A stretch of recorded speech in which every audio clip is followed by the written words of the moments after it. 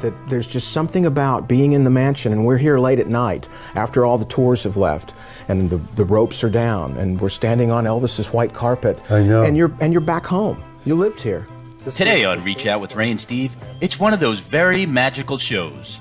He spent a lifetime with Elvis Presley, film and entertainment producer and manager, and one of Elvis's true friends, Jerry Schilling. And we'll have Dave Valley from the MLB Network, former Seattle Mariners catcher.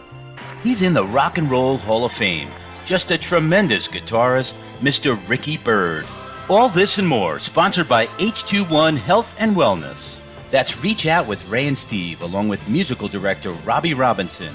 Live streamed Monday at 7 p.m. on YouTube and Facebook, and 8:30 on BronxNet, channel 115.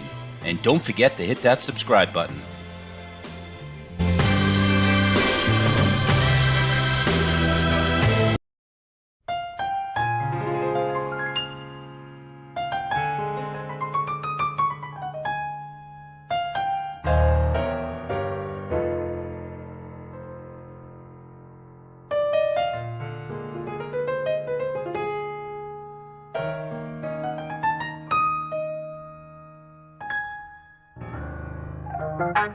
Reach out, oh, with Ray and Steve. Reach out, with Ray and Steve.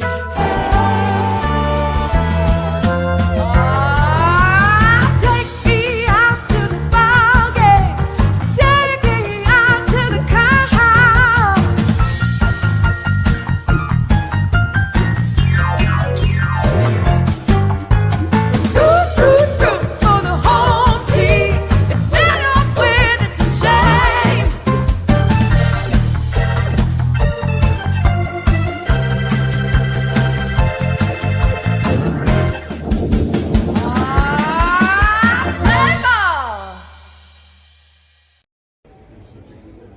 Why is this the play of the game? Okay.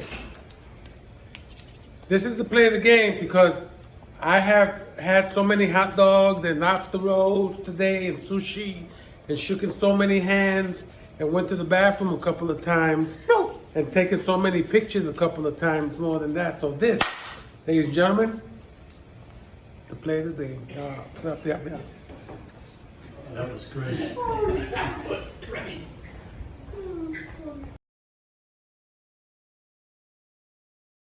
It's time for Dodger Baseball. We're gonna like a win. Yeah, better, stronger, harder, faster. If you wanna be a champion, then you can't wait any longer. Now it's time, yeah, it's time to stand up.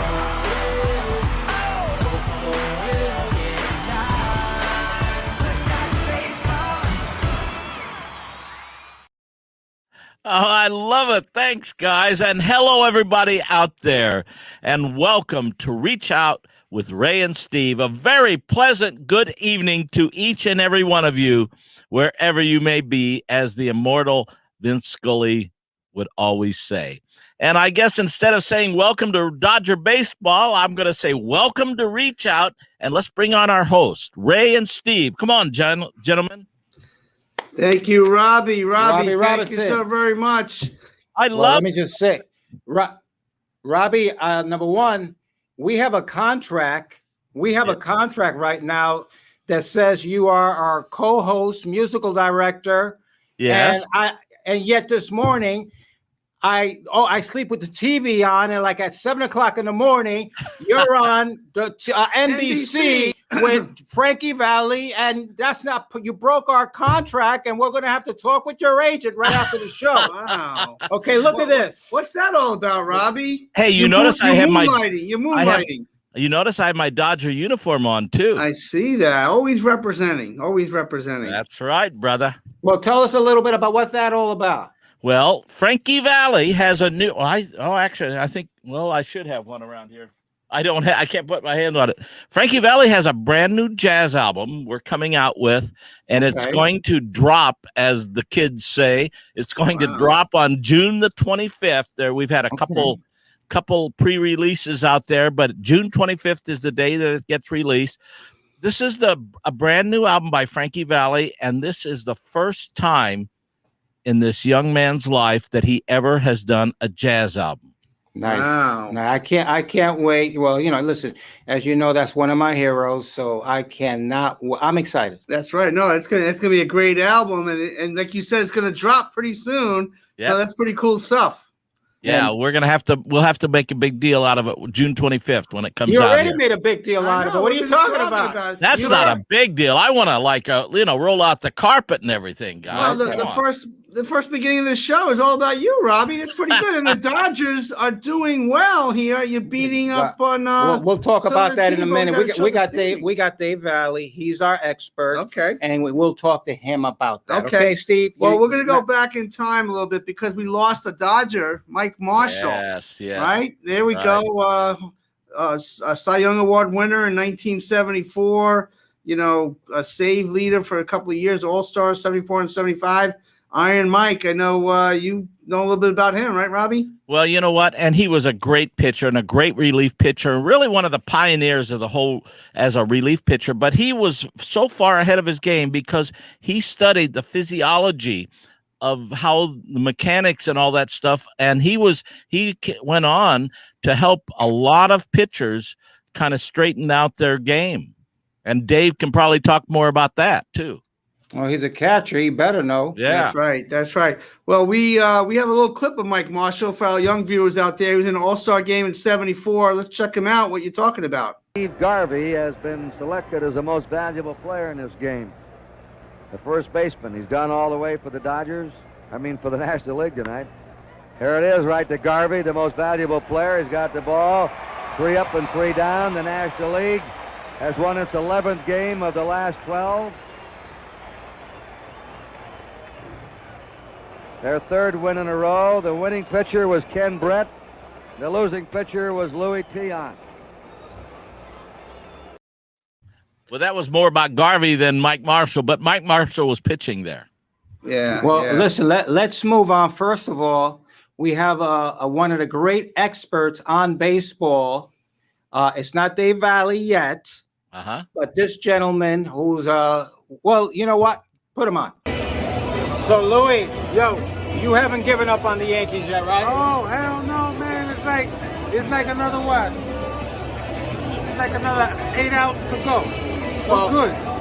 Louis, you're a baseball expert. You're a sports expert. Forget about the fact that you're a great movie star. That's true. What the heck do the Yankees have to do to get it going?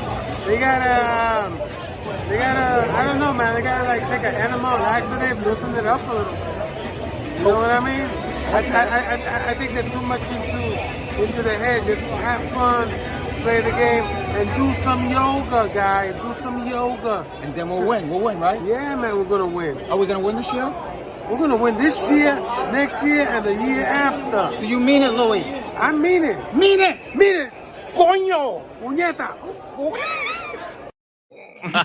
You guys. Wow. Listen, let's get Dave Valli on here so he can explain what just went on. Dave, calling in from the West Coast. I want to thank you, Dave.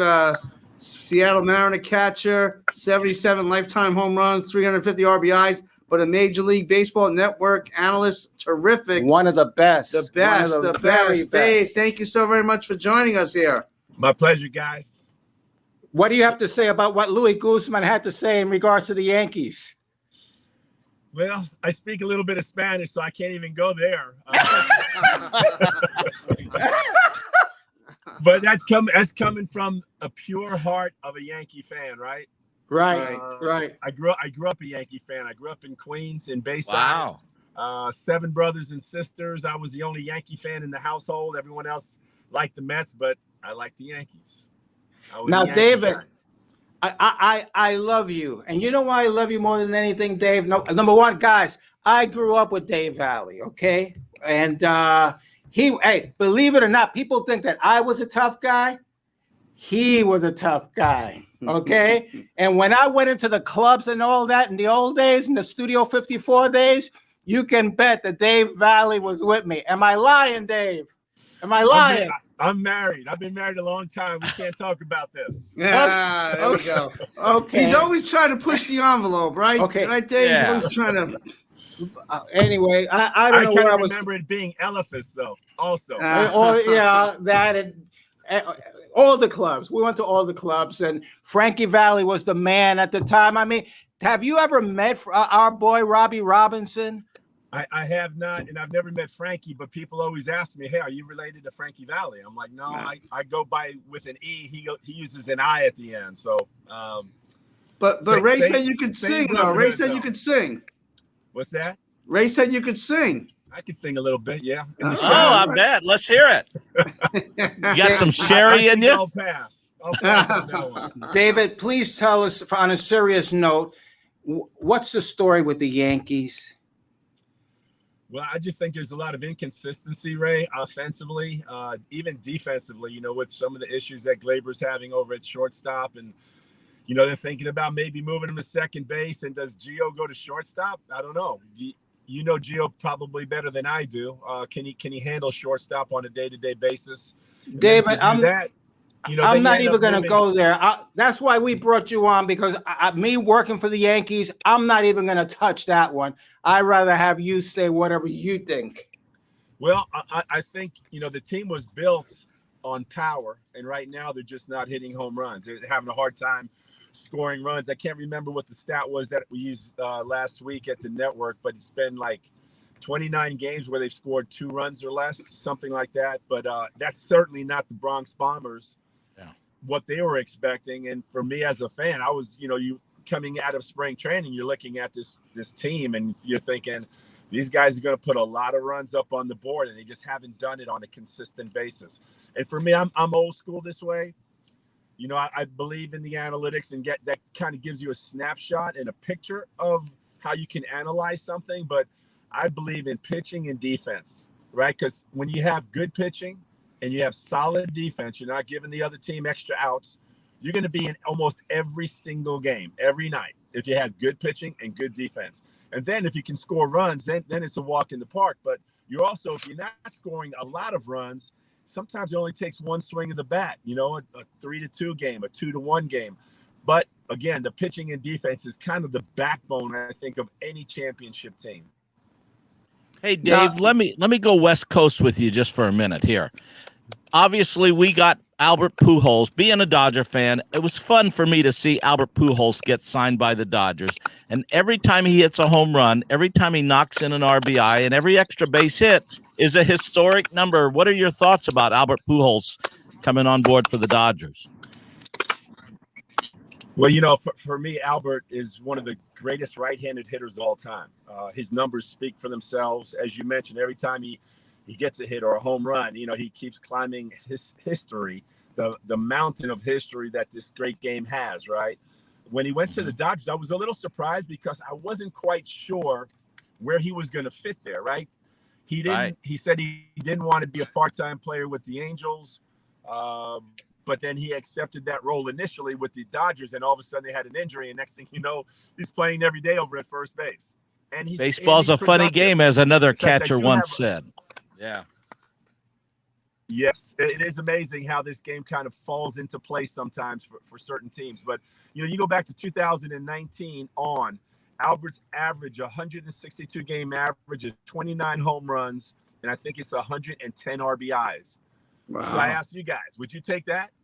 Would you take that? Heck, we could use it right now. That's right. You know what else I see, because I'm watching all these games. I'm watching all these games, Dave, and you must see it. His smile just beams out of that dugout, and then you've got the mentor of all mentors in the dugout that puts his arm around these young players. I mean, and who's not going to listen to Albert Pujols? Absolutely. There's such a wealth of wisdom there. This guy's been through it all, the good and the bad of the game. And I was doing the Mariner game last night, and they're playing the Angels. And I'm telling you, I can understand why he's smiling, having to, getting out of that Angel organization right now, because they're not a fun team to watch.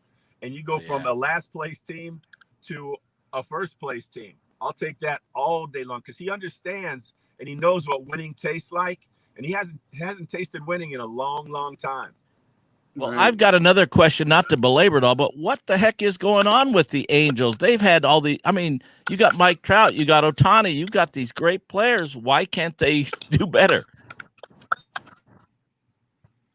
You think about that. You've got maybe the two greatest athletes. Ohtani, he's just maybe the world's greatest athlete. I mean, how many guys can throw 100, 4 strikes?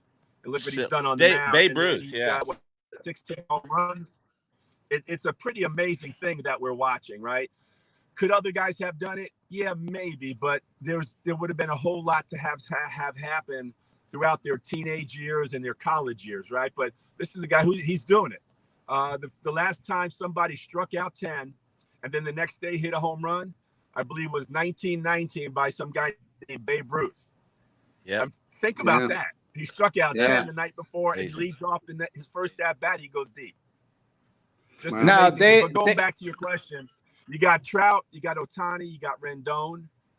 Yeah. When he signed there, he was one of the top third basemen in the game of baseball.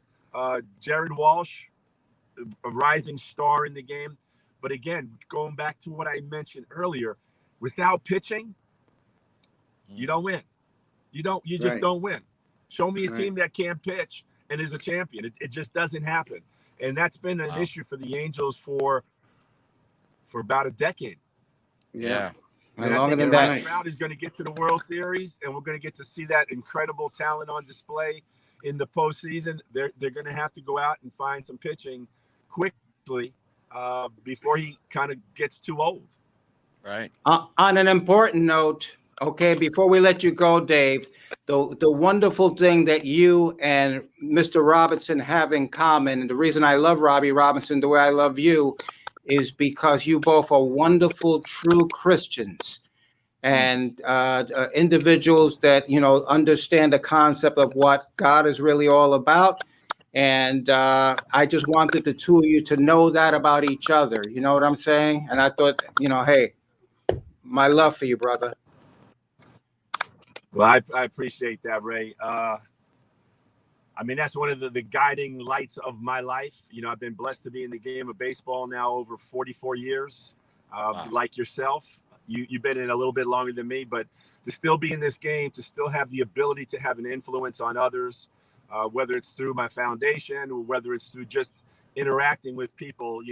I've always believed in the scripture that says that we are blessed to be a blessing. So because we're blessed, then we have the ability to be a blessing to other people, everybody we touch, everybody that comes across our life. And I don't take that responsibility lightly.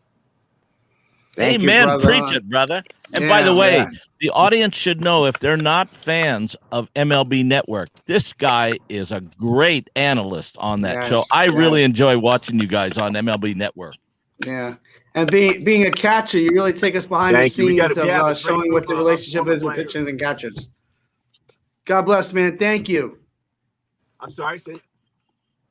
Thank you so much, Dave, for joining us today. Thank you very much, David. My pleasure. You guys have a great. Thank you. Wow, Dave Valley, but this isn't quitting time. We have. What are you talking about? I'm at the top of I want to talk about. We have Rock and Roll Hall of Fame guitarist. I'm just excited. This show's getting started, man. But listen to him. One of his songs, Ricky Byrd with "Quitting Time." Yeah, let's hear that, brother.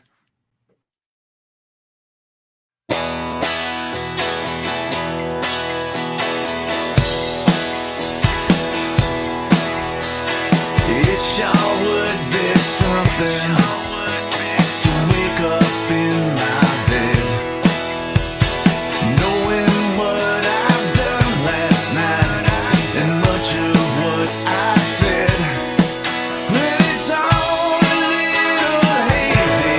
I can't remember, I'm trying to forget. A whole lot of good reason to stop hasn't stopped me yet. I run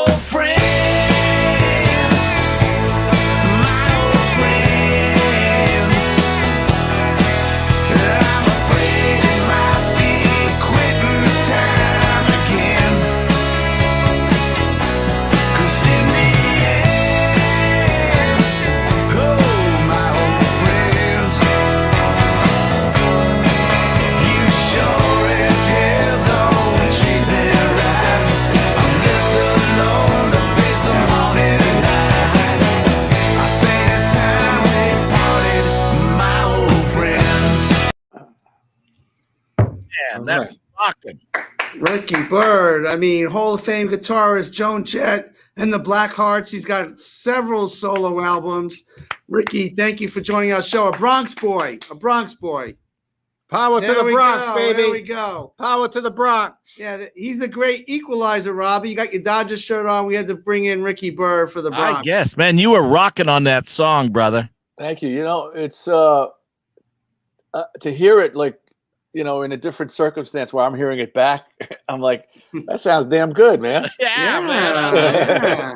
You know, It's because really you spend good. so much time putting it together, but I've been getting a lot of airplay on different stations. So to hear it, it's a trip. You know how you could tell I'm from the Bronx? Because How's in that? that song where I say, I'm talking about Tennessee whiskey and cocaine, I say, one will light the fire, not fire. That's Yeah, right. Fire. There's no R at the end of the word. That's right. Hey, Ricky, I gotta ask you, and I always meant to ask you this. Number one, Ricky was actually in one of the Bad Boy shows. A couple. Wow. Oh, yeah. Yeah. I didn't Yes. know you paid that kind of bucks, man. Get me Yeah. in there. Yeah, he was Well- there. Ricky was there. Ricky, the check is in the mail. We Yeah. haven't gotten to the mailbox yet. This pandemic. No. He promised me a day at the ballpark. There we Okay, go, that's there we that's go. easy. That's easy. Hey, Ricky, I always meant to ask you. I mean, when I'm on stage and I'm going through the process and I see the you guys performing with musically, Mhm. I always think of one of two guys. Who's that? I think of Frankie Valli, because to me, Frankie's like an uncle. So I think of Frankie all the time. And then, of course, I always think of Elvis Presley. What was the magnitude of Elvis? What did he mean to you? Well, yeah, I was thinking about that before. I didn't see him like my musical beginnings, like the moment that I knew that I wanted to be a musician was watching, like a lot of people my age, my demographic, was watching the Ed Sullivan Show. Which, you know, we would watch, the whole family would get together, and which doesn't happen much anymore. On Sunday nights at 8 o'clock, and everybody would watch Ed Sullivan, but it was the Stones and the Beatles. See, Right. because you know, I was a little too young for like Elvis. Ed Sullivan was 56, I think. Right. I was born in 56, so by 65, right around that time, that's when I started to understand. There I am with Paul. Yeah. That's when I sort of knew that, like, yeah, that's for me right there. That's for me. And listen, man, when I was a kid, I grew up right up the block from the stadium, 1035 Woody Crest Avenue. And in fact, my screensaver over here is a picture of my building that I found on Google, which is interesting. Wow. And my beginnings, like I could think back, close my eyes, I could see myself sitting on the roof on a hot summer day. My mom's got the table and she's playing cards with her friends or mahjong or whatever. I got a transistor radio, you know, and you know what they used to? They used to throw, what would you call it? Tar Beach, right? That's what we call it up on the roof. And it was hot. It was hot, man. And the tar was bubbling, man. And my mother would like throw a sheet down on me, you know, let's lay down. And what did they do for suntan lotion? Baby oil. Oh, yeah. Oh, whoa. Oh, that was not smart. But I was always either listening to the game, because you could see the stadium from our kitchen window. Actually, you couldn't see in, but you could see, you know, the stands. But there was always music. I always had music, and there was always music played in my house. When my parents divorced, we lived with my grandparents for a while in the same building, and there was always, so my grandparents were always playing like Glenn Miller, Sinatra. Yeah, Sinatra, Dean Martin, you know, like that stuff. So that, and the fact that New York radio at the time was unbelievable, right? Right. Now radio it's fabulous, but like XM radio, like it's separate stations for different music. It's like there's a rap station, there's a rock station, you know, at Little Steven's Underground Garage, and it's. But back the then, Elvis station. an Elvis station, of course. But when I was a kid, growing up in New York, like we had a couple of stations, like the Good Guys, you know, WMCA, you know, WABC, and it was just the top 40. So like you would hear Elvis, you would hear the Stones, you would hear Trini Lopez, you would hear Sinatra. It was all in one pass, right? So I soaked that all in. So when you hear my music, you hear influences of all the stuff that I grew up listening to. In fact, there's a song on the record called Pour Me, P-O-U-R, and it's about a guy sitting at a bar. And, you know, this is a rock and roll recovery record. But why did I write that song? I was in my car, and I was listening to Little Steven's Underground Garage, and they played One for My Baby, One for the Road. I said, I got to write a song like that. You know, but Elvis, you know, Elvis meant my mom, of course, you know, turned me on to it. We all knew my wife is completely, I mean, she went to Vegas to see him, and he actually canceled that day. I think she saw Bobby Vinton, and she went with her mom. She was so disappointed. But there's plenty of Elvis stuff around the house. Of course, Elvis was, you know, an icon. One of the 3 or 4 guys that really started rock and roll, turning it in. And where did it come from? It came from him listening as a kid to black music stations, and hearing, you know, blues and soul music, and then turning it into his thing. And that's what happened. And then he just, you know, I mean, the guy was gorgeous. Let's face it, right? And he just knocked it out of the park, man. You know, and it was, you know, I was when Ray told me Jerry Schilling was on, I was saying I had a song in a movie called Heartbreak Hotel in 1988, which was David Keith, who became a friend of mine, played Elvis in the movie, right? So the song is called Soul on Fire, and I think Jerry had something to do with it. I swear that his name's on the album or something. Hey, listen, let's make this together. I don't care. I'm going to break the rules here. I don't care. You're such a rebel, man. Schilling on. Get Jerry on. Get Jerry on. Jerry Schilling, thank you for joining us. Hey, man. Yeah, Ricky, I was associate producer on Heartbreak Hotel. That's right. And I remember I ran into you someplace. Yeah, it was a Disney movie. It was a Disney movie. I saw you on screen. I recognized you. Yeah, my hair wasn't white then. And when you said Tennessee whiskey, I felt at home. Tennessee whiskey. The lyrics, okay. Yeah. But David Keith in charge of casting with other people, and David was a little overweight, and he said, "Jerry, I promise you, you can go to the gym with me." This is David Keith. He said, "I want this so badly," and he lost 20 pounds. He did a great job. It was a sweet movie, and he has a daughter named Presley. That's right. And the song was called Soul on Fire. And I remember running into you, and you said to me, I don't know why I remember this. You said, "You're going to make a lot of money from this, because anything, you know," and I think I just got to be on my check for like $13, but you know, but I was proud to have the song, you know, in that movie, on that record. And I'll tell you a funny Elvis story. It's actually a Scotty Moore story. So I go to Les Paul's friends. What's that? Scotty was one of my dearest friends. He was a trip, man. So I went to see him at a Les Paul birthday party. Les Paul had, you know, his club was in a couple of different places, but at one point it was up by Columbus Circle, or it was up there. Tuesdays, or something like that. What was it? Tuesdays? Well, Tuesdays was on 3rd Avenue. Oh, okay. And then it was up on the Upper West Side. So I go to the party with Elliot Easton from the Cars, the guitar player, right? So it was Les Paul's birthday, and we wound up sitting with Scotty Moore. Okay, so right away it's a freaking trip. Yeah. So he starts going, "The first time we came to New York," and I'll do a bad Scotty Moore accent. Huh. He said, "I remember we did this TV show, man. But I remember being in the hotel, and I went down to the breakfast." And he said they had 4 different kinds of eggs. They had any kind of bread. They had 6 different kinds of juices. They had so much bacon. They had ham. They had sausage. And my brain's going, "Oh my God, he's talking about the Waist Up TV show, and he's telling me about the breakfast." Oh, yeah, it's so Waist Up, yeah. Yeah. So, but in my brain, I was like, this is so sweet and so like down to earth, humble guy.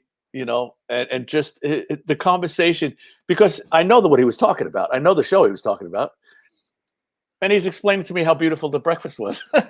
Well, on his book, he asked me to do a quote, and I said, Scotty Moore is like St. Peter. He's the rock of rock and roll. And whether it's you or Keith Richards or whatever, when Scotty Moore, everybody, and he's so quiet, so humble, I still have his pick. I just came across his pick that he gave me that night. Wow. Yeah, man, it was a trip. And, I had some, when Joan, when we were on tour, when we were in Memphis, we went to Graceland. We went to Graceland Christmas. I think our bus broke down, and we wound up sitting across from Graceland waiting for mechanics. And I just remember walking through there, and just like you could feel the energy. Yep. You could feel everything. And I remember I went there. It wasn't that trip, but I remember going to see Rufus Thomas at a little club in Memphis after a Joan show. Uh-huh. And I got up and played with Rufus, and then there was a woman there that wrote a book. I think it was a cookbook, maybe. Well, and I can't remember. She was taking care of Vernon's house behind Graceland. Yeah. And I can't remember. What was it? Mary was one of the cooks at Graceland. Yeah, it wasn't Mary. It was somebody who was telling me about the book, and she was the caretaker for the house. Okay. And she said, "Hey, you want to go over to Vernon's house?" And we were all like, "Yes," So she took us back, and she's showing us like this house, man. And she took us up to Lisa Marie's room, I guess, when she would stay there, and she said, "That's the bat phone. See, that's the phone that she would talk to her father on." Oh, and she said.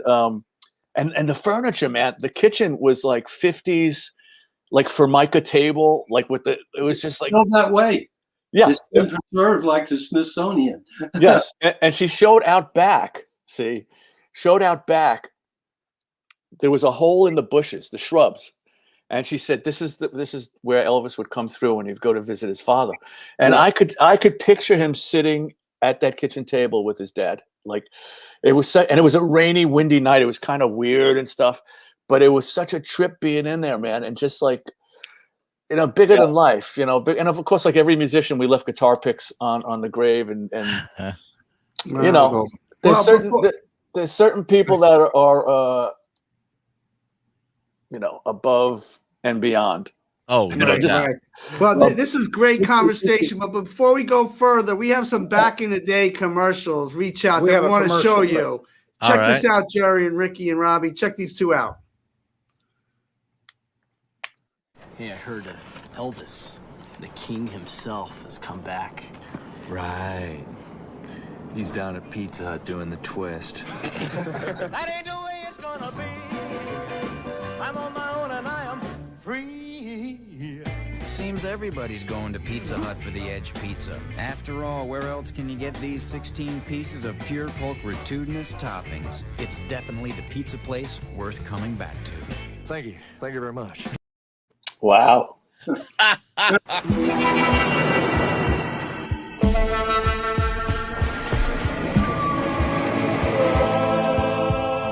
king.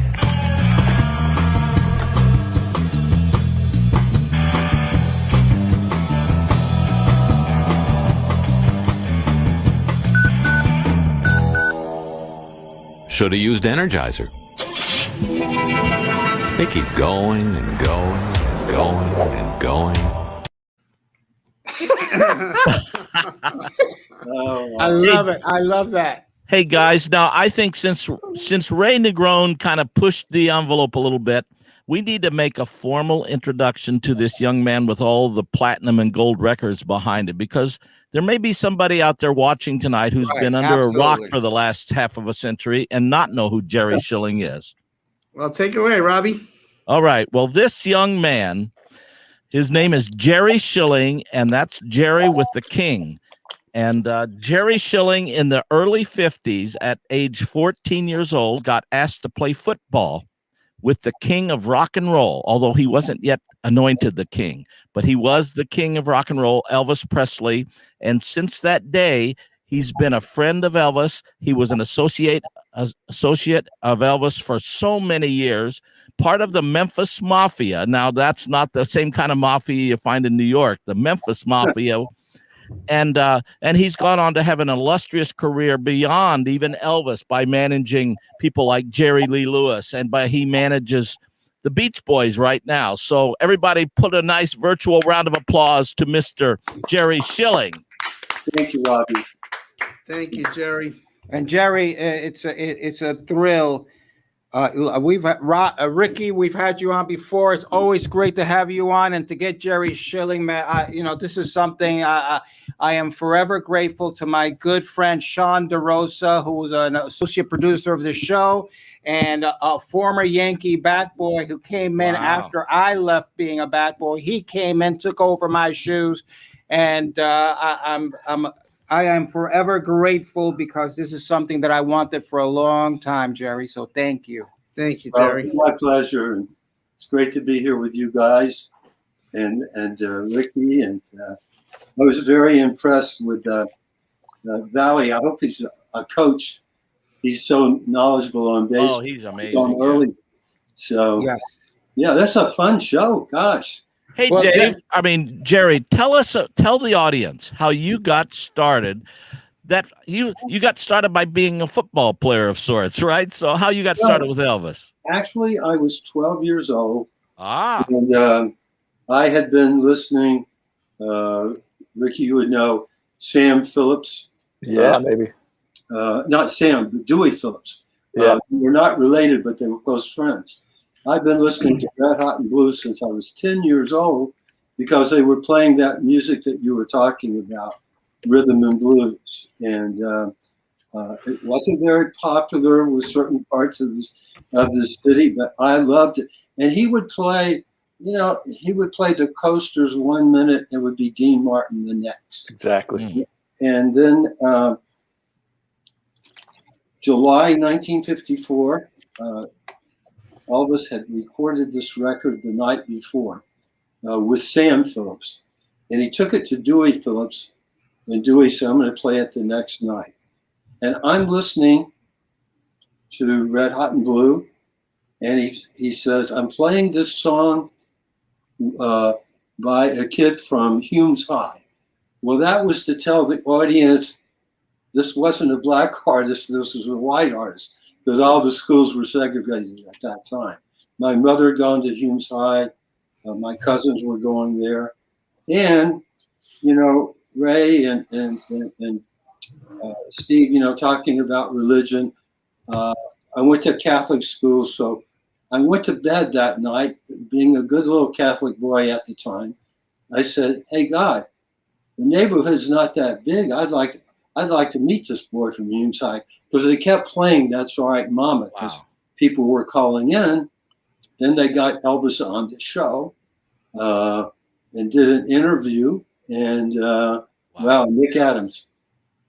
James Dean. James Dean. I watched East of Eden last night. Nick Adams was the contact between James, Natalie Wood. Yeah.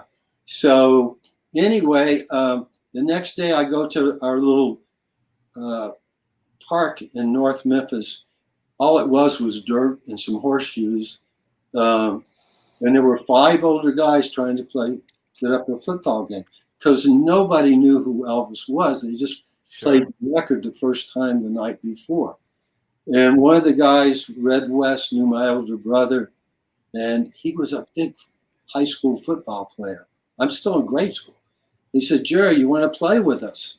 And I'm thinking, man, I'm going to play football with Red West. So I said, yeah, trying to be cool, the young kid. We get in the huddle, and I look at my quarterback, and I go, that's the boy from Humes High. And that was 66 years ago, guys. Wow. I'm not even that old. But that was 1954. I got to see the birth of rock and roll. Elvis took me on a great journey. I kind of felt like I had a backstage pass with other artists like Billy Joel that I worked with, and Jerry Lee, and currently the Beach Boys. And but he was very James Deanish back in the 50s.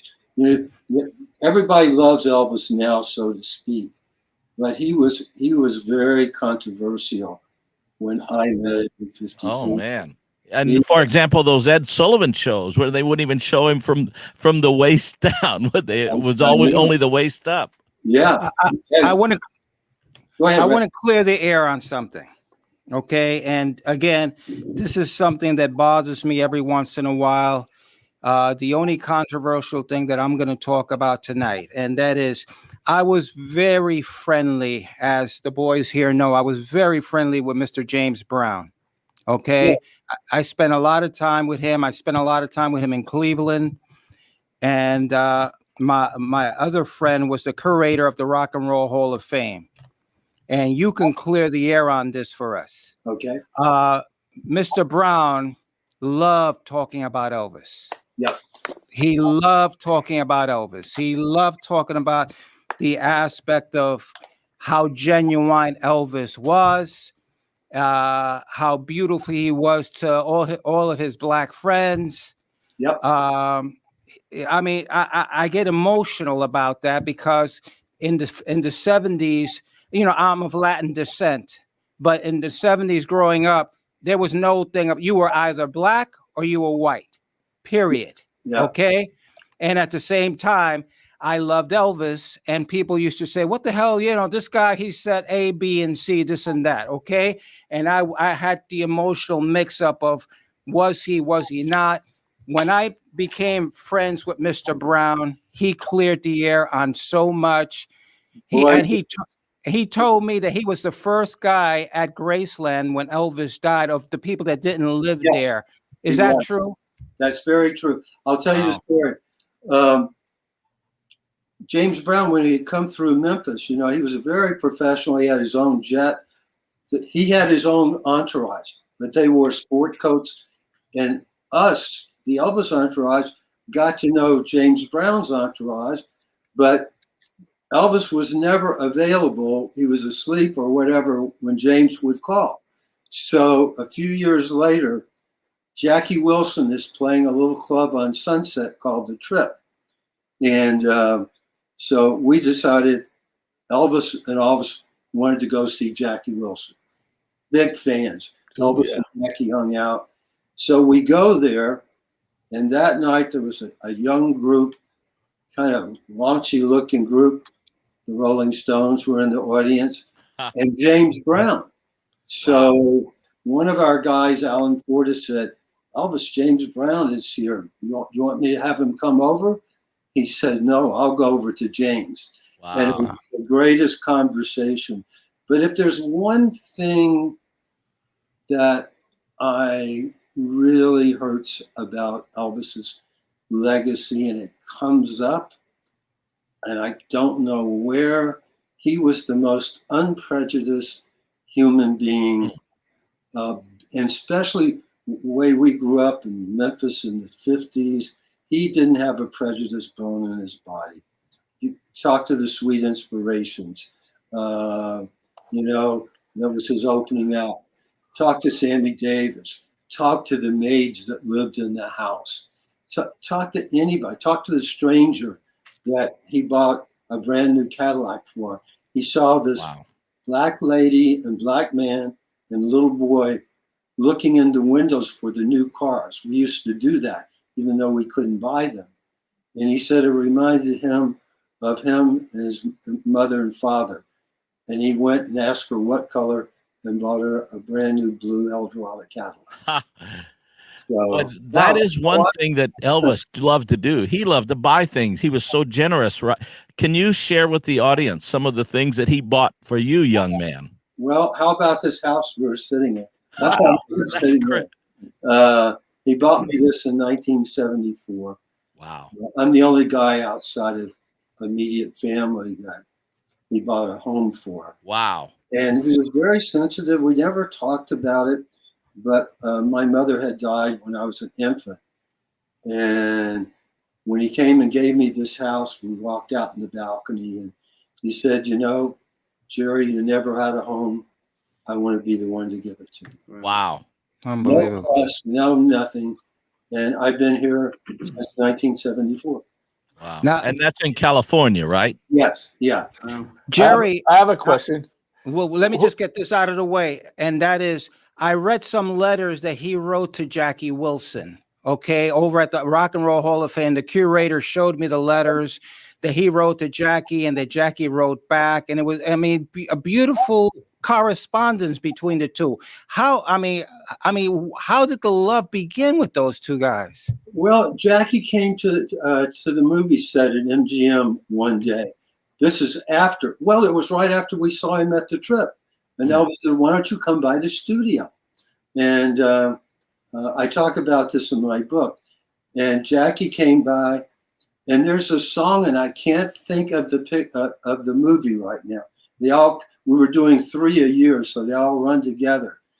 But Jackie's sitting on the set, and Elvis is doing Jackie Wilson moves in this song.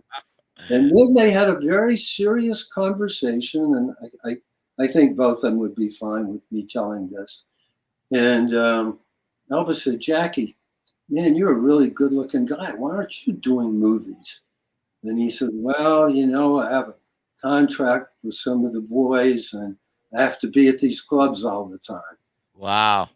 And but yeah, Elvis actually paid for some of Jackie's hospital expenses. Yeah, we heard. Sammy Davis Jr. actually told me that. Oh, you know, Sammy was a great friend of ours. We had more fun with Sammy. In fact, something happened to Elvis's car. We were in Vegas, and we were going to go to Palm Springs, and Sammy insisted on Elvis taking his Rolls Royce. Wow. And so we took it and we went to Palm Springs. And Well, Sammy Ricky had a question. What do you have, Ricky? This is like one of those,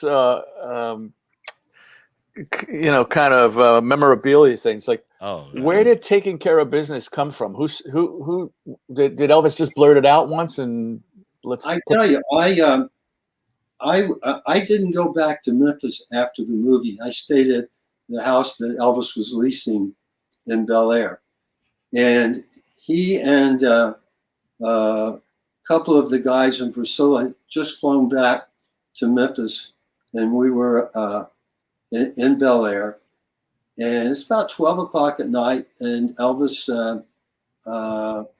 says, Jerry, I want to show you something. Come to our bedroom. So I went there, and he had this little drawing that Priscilla had made on the plane. And it was like this TCB.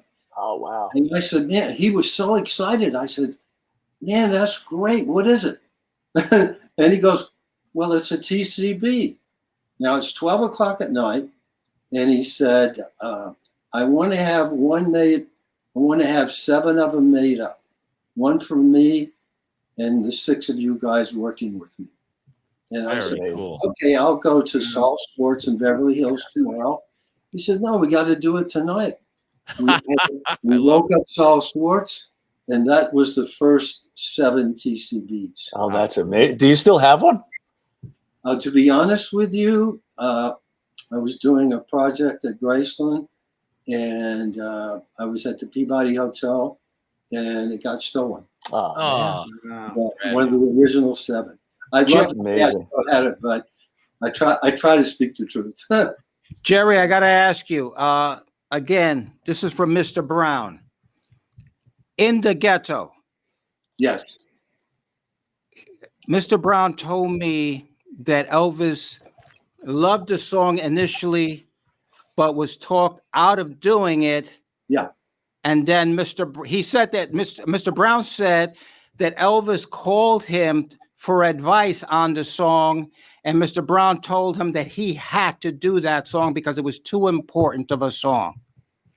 Well, I believe that because what happened is a dear friend, and you guys may know him from radio, he went to high school with Elvis, George Klein. And George was there the night that Elvis listened to the demo. And, you know, George said, God, you know, that could be really controversial, Elvis. It was one of the controversial Elvis times. And so that was it. We came back to the session the next night, and George said, Elvis, I rethought that, man. That's a great song. And Elvis said, the band's already set up. That's the next thing we're recording. I think that and If I Could Dream will tell you a lot about Elvis Presley. Wow. You know, If I Could Dream, where all my brothers walk hand in hand. And he never performed it live, but you look at him on the 68 comeback special, and you know where that man's heart was. Well. Oh, This look is at that. Reach Out with Ray and Steve. We had Robbie Robinson, Hall of Famer Ricky Byrd, and the great Jerry Schilling. Now, we popped up some pictures in the White House. How was that moment meeting Richard Nixon, but being in the White House at that moment? Well, you know, I was a history major. I was going to be a history teacher before I got an offer I couldn't refuse from Elvis my senior year.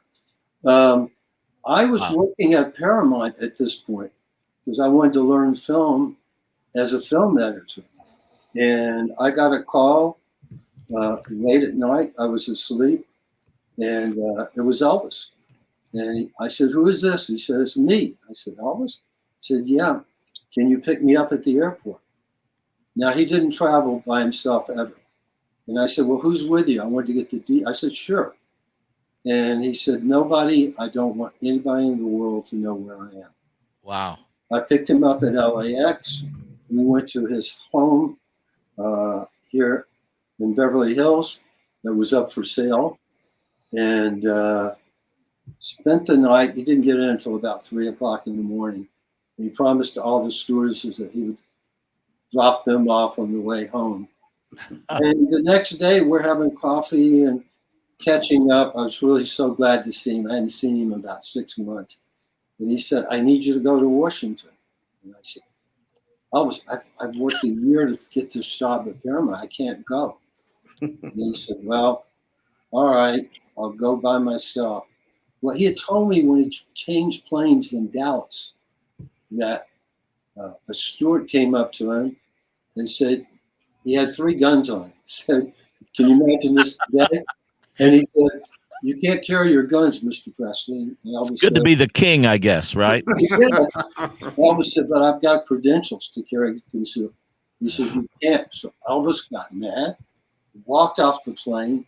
The pilot came after him and said, it's okay, Mr. Presley, and let him fly. So I'm thinking, oh my God, can I let him travel? He's not used to taking care of this type of stuff. Yeah. So anyway, I made the arrangements. We took an all-nighter. He wrote a letter on the plane.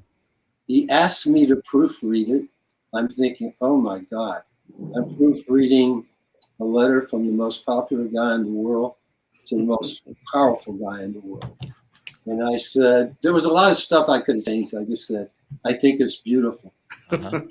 And he insisted on dropping it off at the White House. It was still kind of dark. And, you know, I didn't want to hurt his feelings and tell him that, you know, Nixon wasn't going to see him. Because Nixon wasn't seeing anybody at the time. Wow. He kept up with politics. And sure enough, I got a call from Eagle Bud Crow, who was on Nixon's staff, who he and I became really good friends. And he said, the president wants to meet Mr. Presley in 20 minutes. Now, he had gone to the DEA because he wanted a badge because we were planning on going overseas. He wanted one that was honored overseas. So he left me his number, where he would be. And I called him, and here's the type of friend he was. He said, I'm not doing any good here. Finletter wouldn't give him the badge. I said, well, you got to call. The president wants to meet you in 30 minutes. He said, stand outside in front of the hotel. I'm going to drive by and pick you up. And, you know, most guys would have just beelined it to the White House. And, you know, he was a pretty good talker. Nixon called up Finletter, the head of it was then called the Bureau of Narcotics and Dangerous Drugs. It's now the DEA. And the president said, could you bring Mr. Presley a badge? And it was not an honorary badge. The FBI used to call Graceland about every 6 months. Just want to make sure Mr. Presley still has the badge. Wow. It was quite, I felt like they took Elvis in first. And I had a security guy come up, Sonny West, who was part of the group. And I could get back to Paramount, hopefully not lose my editing job. And so when Krogh came and got Elvis, we all got up to go. And he said, I'm sorry, that the president can only see one person, Mr. Presley. So we're sitting there talking to this White House staff guy. And he said, yeah, you know, it's too bad. And we said, well, Elvis is pretty hard to say no to. The phone rings. The president wants to meet Mr. Presley's friends. And that's the picture you just showed on the screen. Well, you've got the king and then you've got the president, and you know who reigns over that. But you know what? This story and so many fascinating stories, we could be on here for another 12 hours. But are in that amazing book. You have that fascinating book that I encourage our audience to go out there and get that book. There's a really cool blurb on the book from Bono, right? Oh, Can you share what Bono said about you? Yeah, I'll never forget. He said, Jerry Schilling had the keys to Elvis's car, had the keys to Elvis's home, but most important, he had the key to Elvis's heart. And nice. That. Amen. So is this a new book? Is it a new book? Lisa and Muhammad Ali, who made the quotes on the back of my book. Wow. Now we have to get off the air in a minute.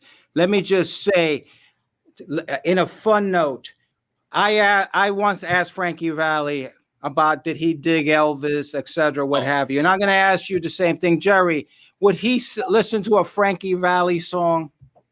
Yeah, Elvis loved all types of music, and I think I may have played him East West. East meets West. You know what? Jerry and I were in the studio together, believe it or not, 40 years ago, doing a record with the Beach Boys, and it's East meets West, and it's and Jerry was there, and I was there. They're cutting us off. They're cutting us off. Jerry, we got. That's how you get a hold of Ricky Bird. Get Jerry's book. Interview, guys. God bless you guys. Awesome. Thank you so very much. Thank you. Thank you. Our best show ever. Our best show ever. Thank you, guys. Thank you.